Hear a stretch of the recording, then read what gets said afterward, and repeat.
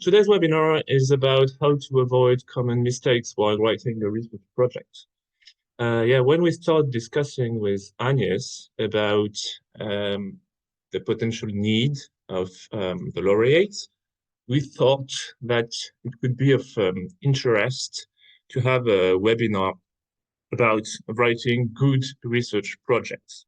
Because as you know, as researchers, big part of your job is to write good research projects to get some money for your research. So I'm going to start with a little presentation. So who am I? My name is Pierre, as Agnes mentioned. I'm 40 years old and I'm program officer at AGROPOLIS Foundation. I've got a wife and a little daughter and a wonderful gray cat who, as you can see, is not really adapted to African climate. About my training, I started with a Bachelor of Science in Cellular Biology and Physiology from the University of Toulouse. Then I got a Master of Plant Science from the University of Manchester in England.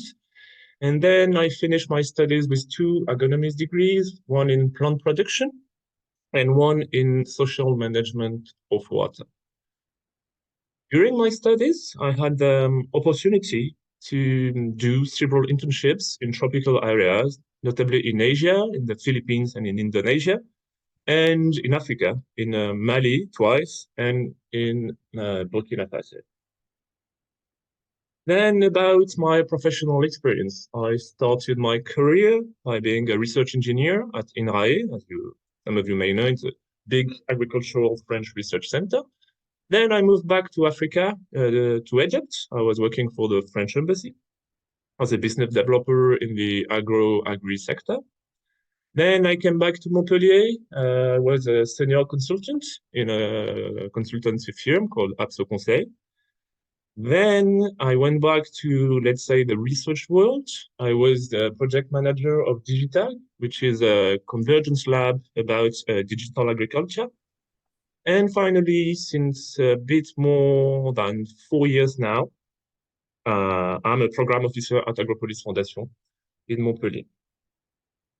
And here you can see my link to my LinkedIn, and at the end you will have my email if you want to get direct contact with me. I'm obliged to present to you AGROPOLIS Foundation rather quickly, as some of you may not know it very well. So we are a Fondation de Coopération Scientifique, which is a scientific cooperation foundation recognized as a public utility, and we were created in 2007. We have 5 charter members, which are French research and education institutions, so CIRAD, INRAE, Institut Agro, IRD, Institute for Research and Development, and the University of Montpellier. Our mission is to support the development and dissemination of knowledge through research and higher education. At the beginning of our story, we were really more focused on plant and crop production. And now we have broadening our scope to include health, environment, social science, in an interdisciplinary approach. So we are based in Montpellier at the heart of AGROPOLIS, that some of you know because you came to visit us. And so we are based on a scientific network of over 1,600 researchers with a specific focus on tropical and Mediterranean regions, as we found lots of projects in Africa. So yeah, we have supported more than 500 projects. We are close to 600 now, for a total grant allocation of more than 65 million euros. And as you know, we are co-implementing the One Planet Fellowship Program alongside with Award. And we are ISO certified for all our activities since 2011. Now I will go through why me? Yeah, that's a good question. Because some of you may think, why is this French guy not even owning a PhD trying to explain to us some tips about writing research projects? And actually, I think you may be right. But why me? Because since 7 years, I am the facilitator of research projects selection committees, which means that I don't select the projects, but I accompany the selection process. I'm also an evaluator for the One Planet Fellowship Program for the University of Montpellier, and I've evaluated a few projects for SIRET. And during the last 7 years, I don't know exactly, but I think that I have accompanied the selection of around 500 to 600 projects. And to see if you are awake, quick math, if a researcher applies for 2 grants a year, how long it will take him or her to write 500 projects? I'm sure you know the answer, 250 years. Then I don't have a pretension to help you gain 250 years. But the idea of today's webinar is to give you a feedback of my experience of how research projects are being evaluated.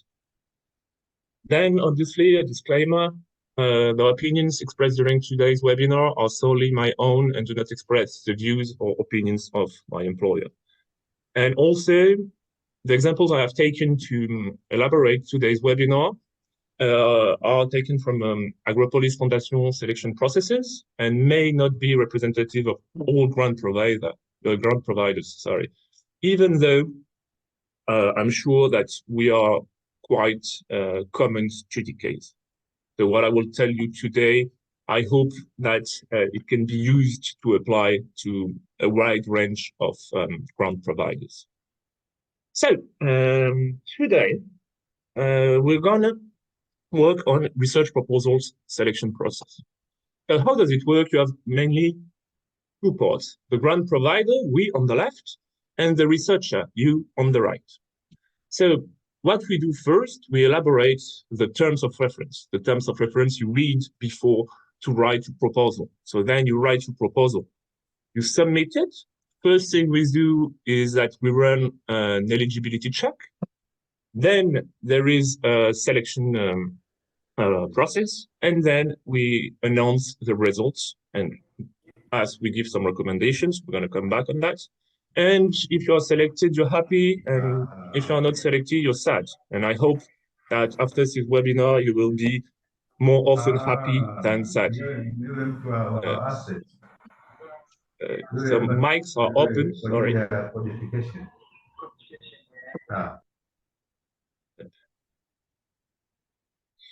Yeah, so so I guess what is of interest for you today is mostly what is on the left about how we elaborate terms of reference, the eligibility check, and the selection. And I'm going to give you also a few advice about writing of the proposal, but it's not the core of today's presentation. As you are researchers, and I am not, so I'm not really keen to explain to you how to write good science. So now we reach the introduction of today's webinar. So I've designed this presentation to embrace the diversity of careers of the OPFP laureates, because as you know, some of you are still doing their PhD, some of you are already researchers. So I guess depending on where you are in your career, you will learn more or less. But yeah, I want it really to be beneficial for all of you. As I mentioned before, the main objective today is to allow you to be more efficient while writing a research proposal, and eventually to optimize your success ratio. And if at the end of this webinar, you will have a few keys to optimize your success ratio, it would make me really happy. Obviously, the purpose of today is not to be exhaustive. Then, as an introduction, in research proposal, there are 2 words. Research. Research is your area of expertise. So obviously, I will not try to explain to you how to do your job. But you also have proposal or projects, which are my area of expertise. So I will try to give you some insights of what I have learned while accompanying selection committees. I voluntarily put lots of texts for the Francophone laureates, because after this webinar, you will get the presentation. And I know that some of them are not really at ease in English, so I really want to have all the main elements written in the presentation. You will see that sometimes I will repeat myself in different parts of the presentation, but because in French we say that teaching is repeating. And so during this presentation, we will go through the different phases presented in the previous slide, which are elaboration of the terms of reference, writing of the proposal, selection. Now, introduction, very important thing. Always keep in mind that scientific excellence is necessary, but not sufficient to be selected. There are many other aspects which are taken into account while evaluating research proposal, and we're going to talk about these different aspects. You will see a few pictograms during today's webinar. The first one is a little yellow sheet tip, which are really tips to write a better research proposal. Then you will find the boring but important, which means that we're going to go through some things which are a bit boring, but really important to write a good research proposal. And then the little house for the take-home message about the main message of today's presentation. So after this introduction, we're going to start, as I mentioned before, with the terms of reference, or also called TOR. So classically at AGROPOLIS Foundation, terms of reference have 8 parts plus a title. You have the title here, it's open call for research projects. Then you've got the context and background, which give you the context of the call, the objectives, what we want through that call, sometimes a thematic coverage, if we want to have a specific subject addressed by the proposals, the eligibility, then the type of actions, conditions, costs, and duration, which is basically the description of the projects, the type of projects, the eligible expenditures, then evaluation process and criteria, and finally, submitting proposals, timetable, and requirements. When I first look at call for proposal, the 2 things I look is eligibility, obviously very important, but also submitting proposals, timetable, and requirements. Why? Because you do not have time to waste. For example, in our call, if you look at eligibility, we see that the lead proponent must be from one of the research units belonging to the Foundation's scientific network, which is basically not you, so you cannot apply. And always keep in mind that writing a good proposal takes time. So if the deadline is too close, do not go for it. Research proposal selection is a highly competitive process. So if you find a call, even if very interesting, but you have 3 days or 5 days to write a research proposal, don't go, because, for example, sometimes I have people coming to me and tell me, oh, I just saw your call, could I have an extension of the deadline? And I say, no, we can't extend the deadline. But yeah, I will try to do something rather quickly. And from my experience, those projects, they are always never selected. So really, when you see a research proposal, a call, look at eligibility and at the timetable. Then we're going to move and look at the different parts of some calls. So here, for this first example, I took 2 calls, which are the same, which are called open call. This one is from 2014, and then we're going to see the same call for 2021. So I'm going to let you 20 seconds to read that.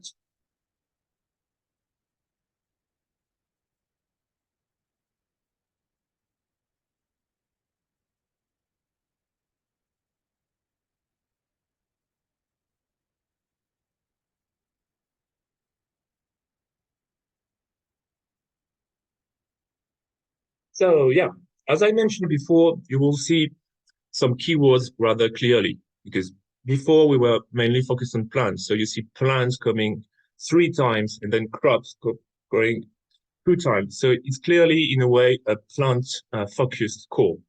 But if we look at the same call launched in 2020, 21, look at the context.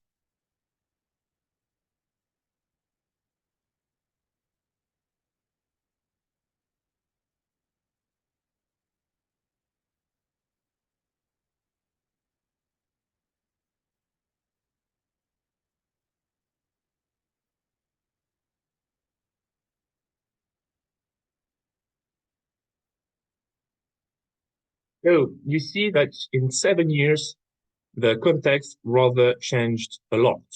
Here we are clearly on a global challenges focus call with a strong link, or an awaited strong link to societal issues. So as I put them in bold, when you look at the context, try to look for the main keywords.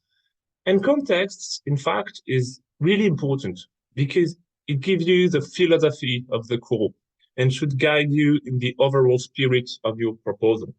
By that, I mean that if you answer to the one I showed before, here you will try to have a project really focused on plants, science, and stuff.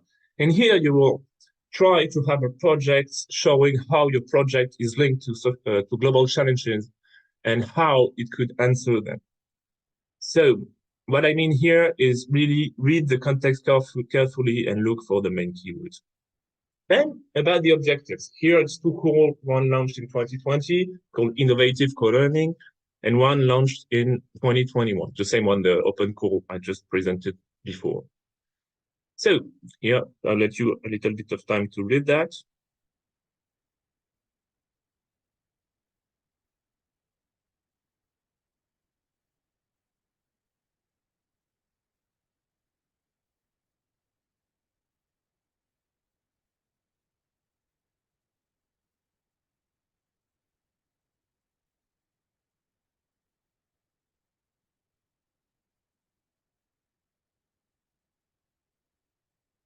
Yeah, so here once again we have two different approaches. In innovative co-learning, it's really transdisciplinary co-learning, and for the open core, it's really scientific excellence. So, depending on your project, just by reading the context and the objectives, you should try to identify the right call, the most adapted for your project. Then the same thing about thematic coverage. Here you see the two same calls, innovative co-learning and open call. Basically, what you see here is when we designed the innovative co-learning, we really wanted to have specific proposal. For example, for Axis 1, agriculture and climate change. You see, we have didn't put all of them, but interactive biotic and abiotic stresses, socio and agro ecosystem, vulnerability, resilience, crop livestock integration. And for the open call, we kept it open. So if there is a precise thematic coverage, like it is for the innovative co-learning, it is deeply recommended to try to fit in because it's considered strategic for the grant provider. Basically, usually when you fund projects, you have a portfolio, and sometimes you say, okay, so we have funded projects on that. Oh, but here there is a whole, for example, on enhanced crop livestock integration. So we really would like a project on that. So there is a precise thematic coverage. If you address it, your chance to be selected will be much higher. So the first three parts of call for proposal are really the one related to science. So as I mentioned, scientifically, each call has its own specificities, context, objectives, and there are some themes to address. So yeah, basically, do not try to submit the same project to different calls. Analyze what is awaited and always adapt your proposal. Yes, I know it takes time, but it's worth it because it will really improve your chance of being selected. Then we are going to go to the boring but important part. Eligibility. Yeah, as I mentioned before, it's the most important part to look at because it's the first thing that will be checked. So do not waste your and our time and try to go through the window.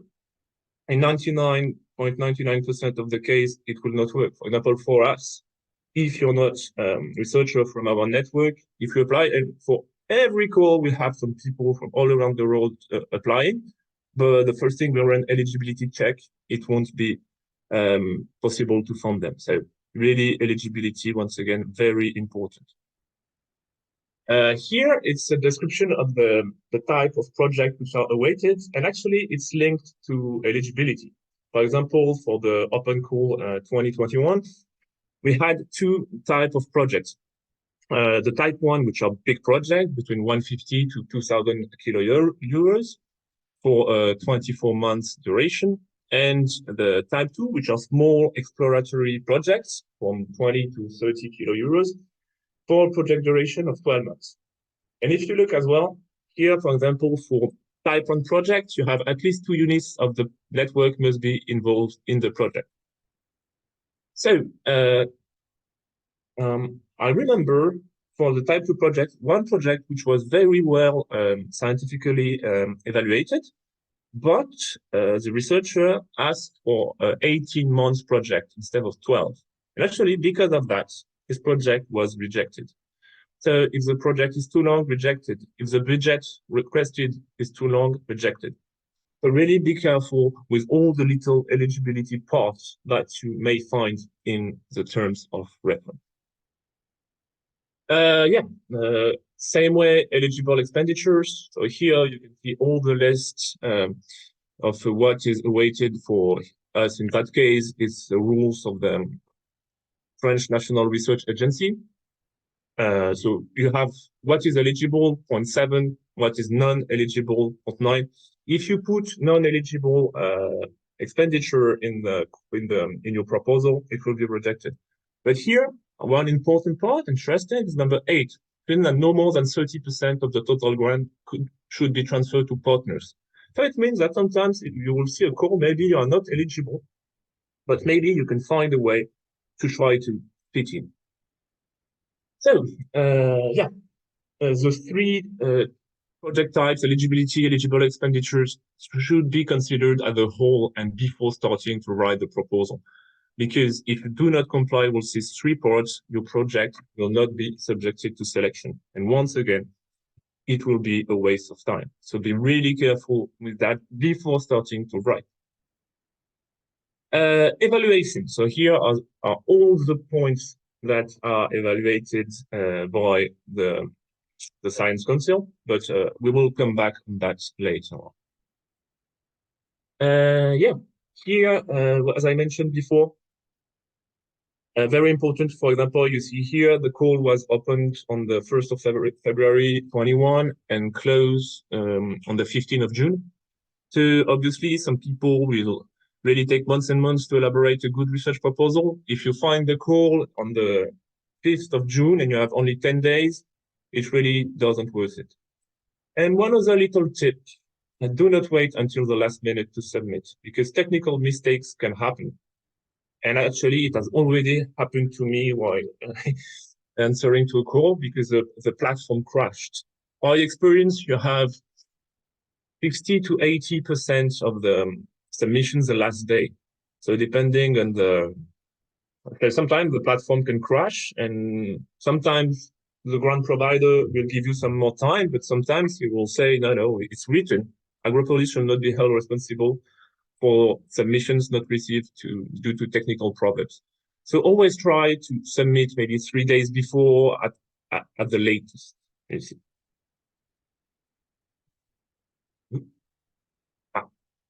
So about here the take-home message about this boring part about eligibility. So as grant providers, we have the principle of fairness between applicants, which means we cannot extend the deadline, we cannot treat each researcher differently. When your proposal is submitted, if it's incomplete, ineligible, too long, amount requested too high, some expenses ineligible, not submitted on time, not possible. So the key message here is be eligible. Or, in that case, find somebody who is, because you are not alone. You are part of the One Planet Fellowship Program.